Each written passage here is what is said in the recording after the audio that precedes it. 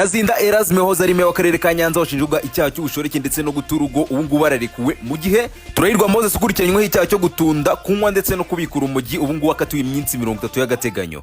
Sasa reka mbanyurire muri make uko urubanza rw'uyu musore ndetse n'uyu mugabo rwagenze muri make. Tariki 6 ku kwezi ubwo ni ku wa kabiri nibwo urubanza rw'abagabo babiri bombi rwaruteganyijwe ko ruzaba buri wese akaburanishwa ku byaha yarakurikiranyweho. Gusa urubanza rwa Erasme bwo byarangiye rutabayeho kubera wari umuhagarariye mu mategeko yavuze ko hari imbogamizi z'uko urubanza rutakomeza ndetse n'umushamanza arebye imbogamizi koko bari gutanga asanganiza nyazo bituma uru rubanza rusubikwa. Mu gihe mugenzi we Moses we yaburanye ndetse ibyaha bimwe yashinjwaga arabyemera, gusa hari ibyo atemeraga by'uko ngo yasanganywe udupfunyika tugera kuri 13 tw'urumogi. We yavuze ko ngo yasanganywe urumogi ruke cyane rushoboka, ndetse hari n'ibindi byaha yashinjwaga byo gutunda urumogi aruvana ngo muri Kenya ruzana mu Rwanda n'ibindi bimwe yagiye abyemera.